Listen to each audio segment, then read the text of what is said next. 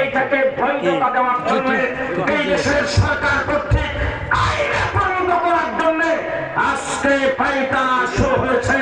আমি আজকে কথাগুলি আপনাদের সামনে এই জন্য বলছি, ঢাকার ভূখণ্ডে কওমি মাদ্রাসা সম্মেলনের আয়োজন করেছেন। আমাদেরকে সোচ্চার থাকতে হবে।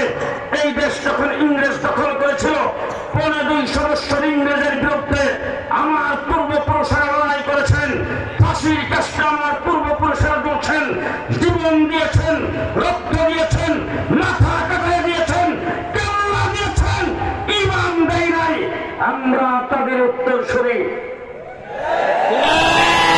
56,000 বর্গমাইল যেদিন থেকে স্বাধীন হয়েছে, এই বাংলাদেশে যত দিক থেকে ইসলামের বিরোধিতা আসছে, আমাদের বুজুর্গানে দিন তার মোকাবেলা করেছেন। বুজুর্গানে দিন প্রত্যেকটা বিষয়ের মোকাবেলা করেছেন। পরিষ্কার ভাষায় বলতে চাই, মুহাম্মদুর রাসূলুল্লাহ সাল্লাল্লাহু আলাইহি ওয়াসাল্লাম শেষ নবী, আখির নবী, খাতামুন নবিয়্যিন হিসাবে পৃথিবীতে আগমন করেছেন। আমার আল্লাহ পাক ঘোষণা করেছেন, আল-ইয়াওমা আকমালতু লাকুম দীনাকুম, আজকের দিনে দিন ইসলামকে, তোমাদের দিনকে, তোমাদের জন্য অল কমপ্লিট করে দিলাম। মুহাম্মদুর রাসূলুল্লাহ সাল্লাল্লাহু আলাইহি ওয়াসাল্লামের মাধ্যমে আল্লাহ পাক দিন ইসলামকে কমপ্লিট করেছেন। সেই কমপ্লিট দিন আমার নবী মুহাম্মদুর রাসূলুল্লাহ সাল্লাল্লাহু আলাইহি ওয়াসাল্লাম সাহাবায়ে কেরামের সামনে রেখেছেন। রেখে সাহাবায়ে কেরামকে বলেছেন, সাহাবীরা, এই দিন আমি তোমাদের সামনে রাখলাম, তোমাদের কাছে দিলাম।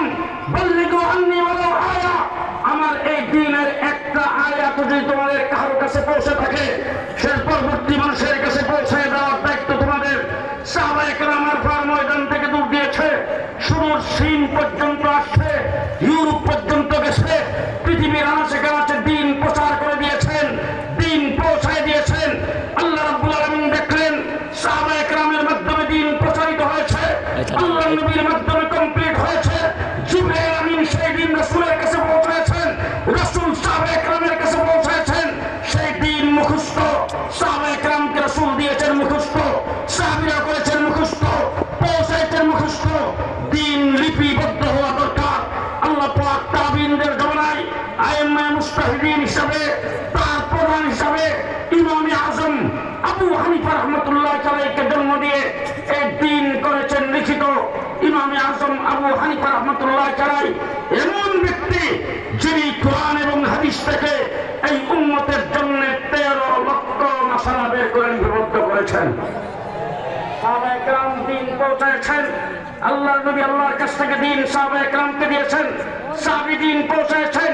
আইম্মায়ে মুজতাহিদিন, তার মধ্যে সবচেয়ে বড় ইমামে আজম আবু হানিফা, তার দ্বারা দিন লিখিত হয়ে গেছে। এবার যখন বাংলার গোটা পৃথিবীতে 58টা মুসলিম রাষ্ট্র, অমুসলিম রাষ্ট্রের ভিতরে আজকে আমেরিকার দিকে তাকান, লন্ডনের দিকে তাকান, ইউরোপের দিকে তাকান, গোটা পৃথিবীর সর্বত্র ইসলাম আজকে ঢুকে পড়েছে। এমন কোন পৃথিবীর জায়গা নাই যেখানে ইসলাম নাই। আমেরিকা নিউ ইয়র্ক শহরে ওপেন মাইকে আজানের ঘোষণা হাইকোর্ট থেকে দিতে বাধ্য হয়েছে। লন্ডন শহরে 500 উপরে মসজিদ, 50টার উপরে দৌড়ে হাদিস পর্যন্ত মাদ্রাসা। নিউ ইয়র্ক শহরে 20টার উপরে দৌড়ে হাদিস পর্যন্ত মাদ্রাসা। চতুর্দিকে মাদ্রাসার জাল বিস্তার করেছে নাস্তিক, মুরতাদ, ইহুদি, খ্রিস্টান। গোটা পৃথিবীর বাতিল শক্তি দ্বীন ইসলামকে যখন মিথে দেওয়ার পায়তারা শুরু করেছেন, তখন আল্লাহ তাবারক ওয়া তাআলা উলামায়ে দেওবন্দের কাঁধে এই দ্বীনের পাহারাদারির দায়িত্ব দিয়েছেন। কথা আমি আপনাদের সঙ্গে বলতে চাই, বাংলাদেশ নিয়ে কথা বলবো। বাংলাদেশ স্বাধীন হওয়ার পরে দ্বীনের বিরোধিতা যে কোনো জায়গা থেকে এসেছে। আমাদের বুজুর্গানে দ্বীনের পাহারাদারি করেছেন। শিকা চিরন্তন জেলে এদেশের মানুষকে মুশরিক বানাইতে চেয়েছে। হযরত শাইখুল হাদিস আল-ইমাম আজিজুল হকের নেতৃত্বে পাহারাদারি কওমি উলামায়ে কেরাম করেছেন, দেওবন্দি উলামায়ে কেরাম করেছেন। হাইকোর্ট থেকে 2 জন বিচারপতি ফতোয়ার বিরুদ্ধে রায় দিয়ে এই দেশ থেকে ফতোয়াকে উৎখাত করে মানুষকে জারজ সন্তানে পরিণত করতে চেয়েছে। মুফতি আমিনের নেতৃত্বে কওমি দেওবন্দিরা মোকাবেলা করেছেন। তসলিমা নাসরিন কোরআন পরিবর্তনের কথা বলেছেন। বাইতুল মুকাররমের খতিব ওয়াইদুল হক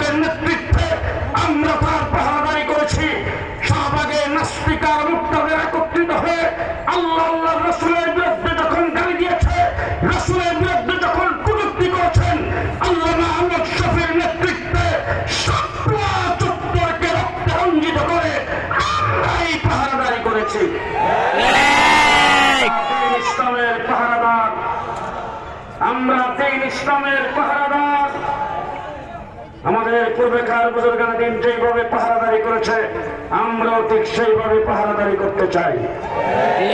সেইখুল হাদিস আজিজুল হক রহমাতুল্লাহ আলাইহি, মুফতি ফজলুল হক আমিনী রহমাতুল্লাহ আলাইহি, খতিব উবাইদুল হক সাহেব রহমাতুল্লাহ আলাইহি, মাওলানা মুহিউদ্দিন খান রহমাতুল্লাহ আলাইহি, অর্থাৎ শামসুল ফরিদপুরি রহমাতুল্লাহ আলাইহি থেকে শুরু করে হাফিজ হুজুর থেকে শুরু করে আল্লামা নূর হোসেন কাসেমী জুনায়েদ বাবনগরী পর্যন্ত আমাদের আকাবের আসলাফ আমাদের বুজুর্গান যেভাবে বাতিলের বিরুদ্ধে মোকাবেলা করেছেন আমরা সেইভাবে মোকাবেলা করতে চাই।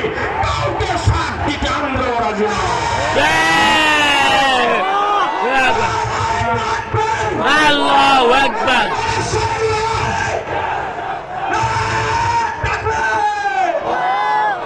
শেষ কথা আমি আপনাদের সামনে বলতে চাই, আমরা দ্বীনের পাহারাদার। দেশ স্বাধীন হয়েছে গণপ্রজাতন্ত্রী বাংলাদেশ। দেশে পুলিশ আছে না নাই? আছে। আর্মি আছে না নাই? আছে। বিডিআর আছে না নাই? আছে। র্যাব আছে না নাই? আছে। সেনাবাহিনী, নৌবাহিনী, বিমান বাহিনী আছে না নাই? আছে। সেনাবাহিনী, নৌবাহিনী, বিমান বাহিনী, র্যাব, পুলিশ, বিডিআর দেশের পাহারাদার। কিসের পাহারাদার? দেশের পাহারাদার। দেশের পাহারাদার। আমার দেশের কোন কিছু বর্ডার ফাঁস করে যদি কেউ নিয়ে যাইতে চায় পাহারাদারি করবে বর্ডার গার্ড, বিজিবি। আমার দেশে অবৈধভাবে যদি কেউ কোনো কিছু ভিতরে ঢুকাইতে চায় পাহারাদারি করবে বিজেপি। ঠিক না ঠিক?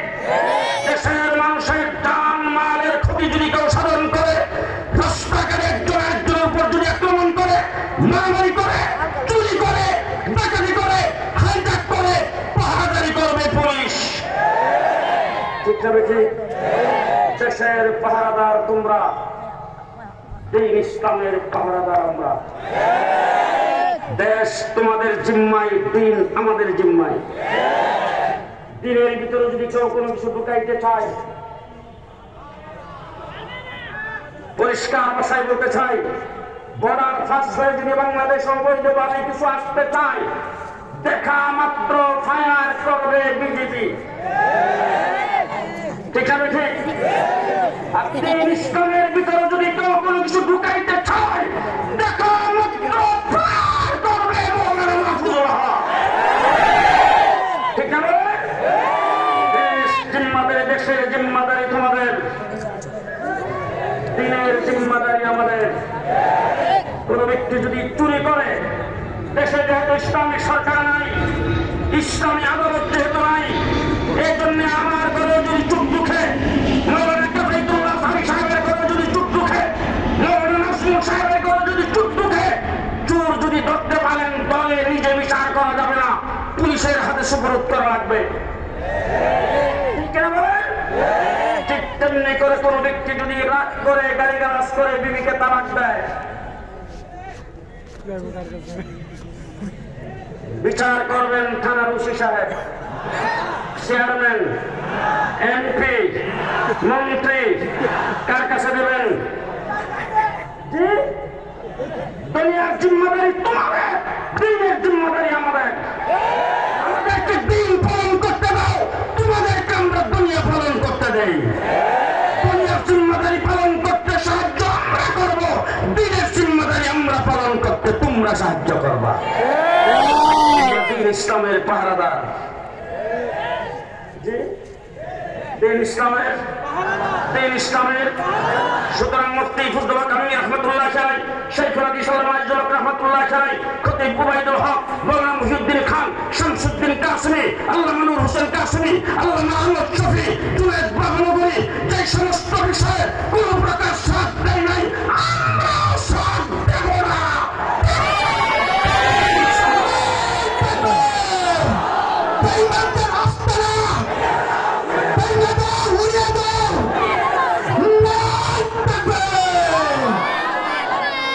কথা দুইটা দাবি জানাতে চাই।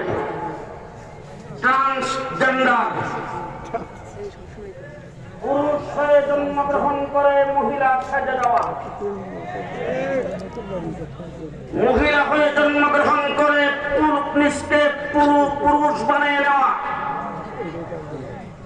এই সবের কোন সুযোগ ইসলামে, শরীয়তে, আল্লাহর নবীর আদর্শে, কোরআন হাদিসে নাই। সুতরাং বাংলাদেশে যে কোনো কুলাঙ্গা যে দিক থেকে এই ধরনের মতবাদের পাইপারা করবে, প্রয়োজনে মাঠে নামতে হবে। কে কে রাজি আছেন?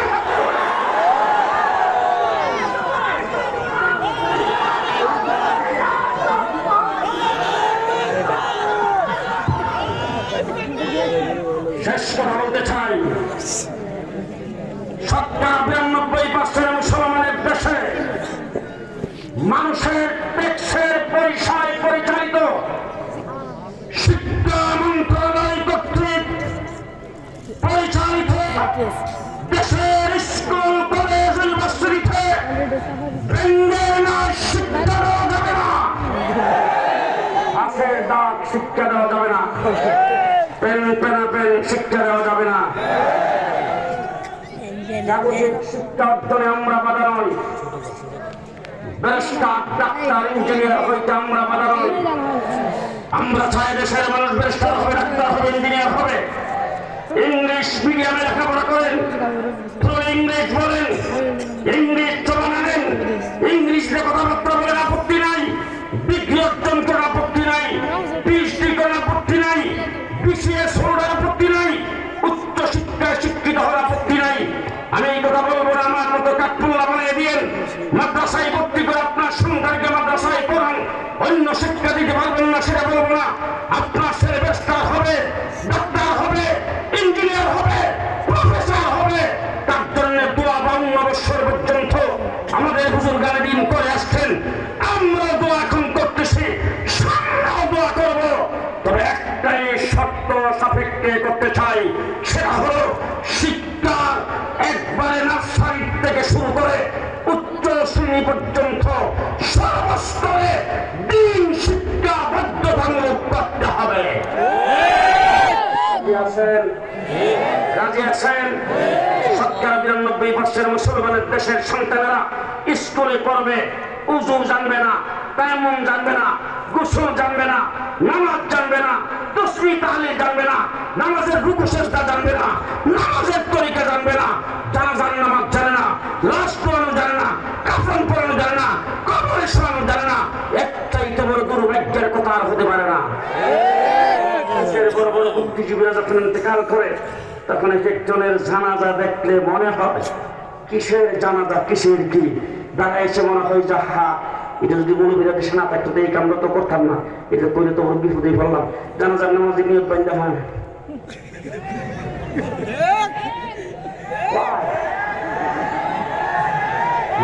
কিভাবে জানতে হবে সেটাও জানে না, আয়ে পাশ বিয়ে পাশ এনে পাশ সুরে ফাতিহা জানে না। মসজিদে তোমার নামাজ পড়াইতে যাইয়া মসজিদের মিম্বরে বসে খালি এইটুক কথা বললাম, আগের কাতার যারা দখল করে বসে আছেন, মহল্লার বড় বড় শেখ, রাগ করতে পারেন কেউ? আজকে আমার দেশের মসজিদগুলো রিটায়ারদের দখলে, অফিস আদালত থেকে রিটায়ার, অনেক ক্ষেত্রে রিটায়ার হওয়ার পরে কিছু টাকা পয়সা পাইছিল সেটা দিয়ে করছে একটা দোকান, একটা ব্যবসা চালাইতেছিল। ছেলেগুলারা বড় হয়ে যখন ব্যবসা দেখভাল শুরু করেছেন, হঠাৎ করে একদিন মা এসে ডাক দিয়ে, এখন মা আব্বারে কালকের থেকে দোকানে না পাঠাইলে বলা হয়, মা কক্ষে কাস্টমারের সাথে আজের ফেসাল পারে। অফিস আদালত থেকে রিটায়ার, দোকান থেকে রিটায়ার, এখন বুড়ি বছর বিপদে, বুড়ি 11টা 5 বার আগে আমাদের কমিশন জমি মুশির যান, দুপুরের পর এসে কোন রকম খানা পিনা খাইছে 3টা 5 বার আগে, এই আমাদের টাইম হয়ে যাচ্ছে, আজান হয়ে যাবে, তারপরে মুশির যান। দোকান থেকে রিটায়ার, অফিস থেকে রিটায়ার, পুরীর থেকে রিটায়ার, মসজিদে যায় টায়ার, মাতবুরি আর কোথাও টাকা পায় না, এখন ইমামের বিরুদ্ধে মাতবুরি। আমি বললাম মসজিদের আগের কাতার বড় বড় শেখগুলি যারা দখল করে রেখেছেন, আমি যদি একজন একজন করে এখন আপনার সে তুজি গাই, এই কথা বলার পর আমি আর বলি নাই। নামাজ পড়ে যখন বের হতেছি একবারে সভাপতি আমার সঙ্গে আজ্জা চাপটা হয়েছে, কারণ একটু হুজুর মুসল্লিরা একবারে ঘামাই লিছে। আমি বললাম কেন, কি কারণটা কি? বলে আল্লাহ যেই বাবা আঙ্গুল দিয়ে ইশারা দিয়া আপনি বলছিলেন যে যদি জিগাইলে কয়জনে ভাবতে হবে। তোমার আত্মাহিয়াতুর খবর নাই, তুমি মসজিদের ইমামরা নিয়োগ দেওয়ার বিদায় করো।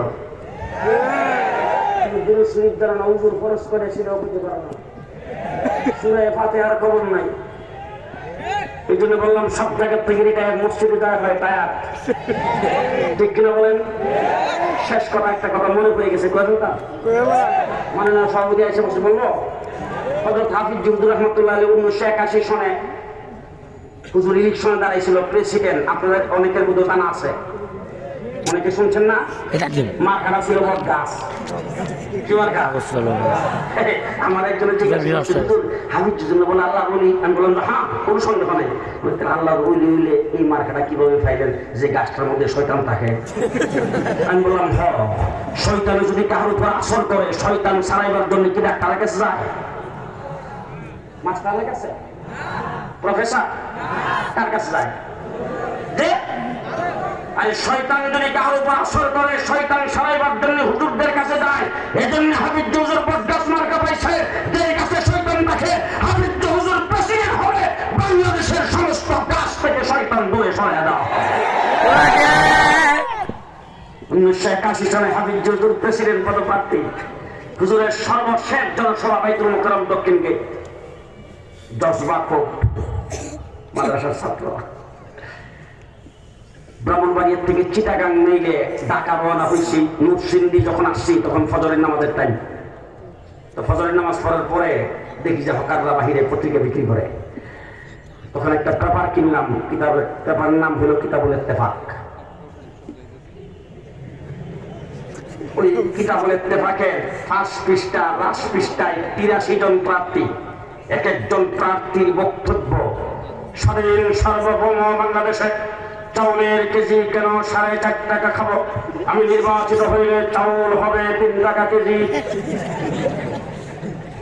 আরেকজন বলছেন 30 লক্ষ শহীদের বিনিমজ্জিত বাংলাদেশ, সেই দেশে লবণের কেজি কেন হবে 8 আনা? আমি নির্বাচিত হইলে লবণ হবে 4 আনা। প্রত্যেকটা জিনিসের দাম এক একজন উল্লেখ করে 1 থেকে 8 আনা একটা করে কমায় বলছে। আমরা যারা নতুন রাজনীতি শুরু করছি একজন আরেকজনের ধাক্কা দিয়ে এই জায়গাতে ধরা হাফিজ হুজুর খাইছে, তার কারণে হাফিজ হুজুর পেপার পত্রিকা পড়ে না। আজকের পেপারটা পড়া হাফিজ হুজুর পড়া দরকার ছিল। আর হুজুর একটু নোট করে যদি আনতেন যে খুশি চাউল খাওয়াইব 3 টাকা, হুজুর যদি 2.5 টাকা কইতো তাই দেশের মানুষ সব হাফিজ হুজুরের ভোট দিয়ে দিত। বাইতুল মুকাররমে যাই জুমার নামাজ পড়লাম। জুমার নামাজ পড়া প্রচন্ড রুদ্রের ভিতরে একদম স্টেজের সামনে যায় জুতাগুলি নিচে দিয়া তারপরে সেখানে বসছি। বাংলাদেশের বিশিষ্ট ওলামায়ে কেরাম, বড় বড় বুদ্ধিজীবী, হাফিজ হুজুরের ভক্ত, হাফিজ হুজুরের সমর্থক সবাই একের পর এক বক্তব্য রাখতে শুরু করেছেন।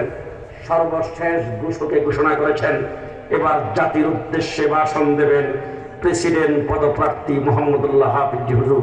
সাংবাদিক, ফটোগ্রাফার সবাই লাফ দিয়ে উঠে একবারে যার যার পজিশনে সে রেডি। হাফিজ আজকে জাতির উদ্দেশ্যে কি বলে আমরা নিচে বসে একজন একজন ধাক্কা দিয়ে বাইতুল মুকাররম থেকে নবাবপুর পর্যন্ত খালি মানুষ আর মানুষ।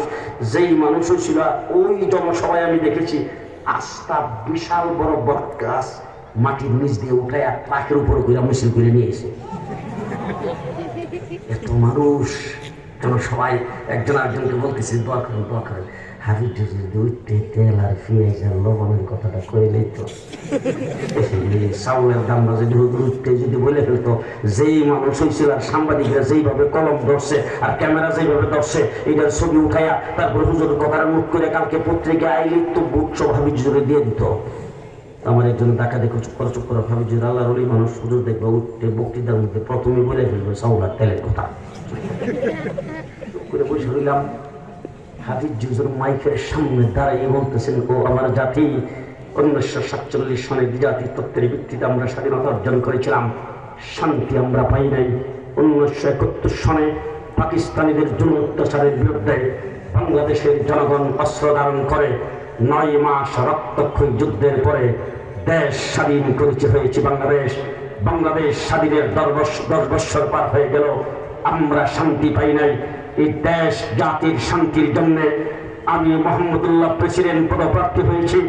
আল্লাহ যদি আমাকে সেই দায়িত্বের জন্য কবুল করে, এই দেশ জাতির শান্তির জন্য আমি মোহাম্মদুল্লাহ সর্বপ্রথম বাংলাদেশের 68,000 গ্রামে 68,000 কোরআনী মক্তব কায়েম করব। আমরা একজনের মুখের দিকে তাকায় পেঁয়াজ গেল, লবণ তেল মরিচ কোথায় গেল? আমরা ভাবলাম যে হাতের জীবনে কি, আজকে যখন তাকে দেখি ওই সের মতো কুলাঙ্গারে পুলিশ অফিসার মা বাবাকে বেডরুমের ভিতরে কলেজে পড়া মেয়ে যখন হত্যা করে, আজকে যখন তাকে দেখি বুয়েটে আব্রারের মতো সন্তান নির্মমভাবে নিহত হয়, তখন মনে হয় হাফিজজির ওই বক্তব্য অনুযায়ী যদি 68,000 গ্রামে 68,000 কোরআনী মক্তব কায়েম করে দিন শিক্ষা কোরআন শিক্ষাকে বাধ্যতামূলক করা হতো, বাংলাদেশের কোন ইউনিভার্সিটিতে আব্রারের মতো সন্তান হত্যা হতো না, মতো কোরআনগার মেয়ে জন্মগ্রহণ করতো না। আমার বন্ধুগণ, এই জন্য স্কুল কলেজ ইউনিভার্সিটির সর্বস্তরে ধর্মীয় শিক্ষা যতটুকু মানুষের জন্য প্রয়োজন এতটুকু বাধ্যতামূলক করতে হবে। কে কে রাজি আছেন একটু দেখি? আল্লাহ কবুল মঞ্জুর করুক, সকলে বলেন আমিন। আর আসলে বলেন আমিন। যা বলছি মনে থাকবে তো? মনে থাকবে তো? দুনিয়া তোমাদের জিম্মা, দিন দুনিয়া তোমাদের জিম্মা, দিন আমাদের জিম্মা। মনে থাকবে তো? মনে থাকবে তো? তারাবির নামাজ কয় রাকাত হবে না হবে? কার জিম্মা? আমাদের। জুমার নামাজের আযান একটা হবে না 2 দিয়া? কার জিম্মা? আমাদের জিম্মা। যে তালাক যদি দিয়া কেউ রাগ করে তালাক দিছে, কি বলছে না বলছে সাক্ষী প্রমাণ নিয়ে সেটা সিদ্ধান্ত দেওয়া কি চেয়ারম্যানের জিম্মা না আমাদের জিম্মা? দিন আমাদের জিম্মা, দুনিয়া তোমাদের জিম্মা। তোমাদের দুনিয়া তোমরা দেখো, আমাদের দিন আমরা দেখবো। আমাদের দিন দেখার মধ্যে তোমরা দখল দিতে পারবে না, তোমাদের দুনিয়া দেখার মধ্যে আমরা দখল দেব না। নাসরুম মিনাল্লাহ, ফাতহুন কারীম, অবশ্যই মুমিনিন। আসসালামু আলাইকুম ওয়া রাহমাতুল্লাহি ওয়া বারাকাতুহু।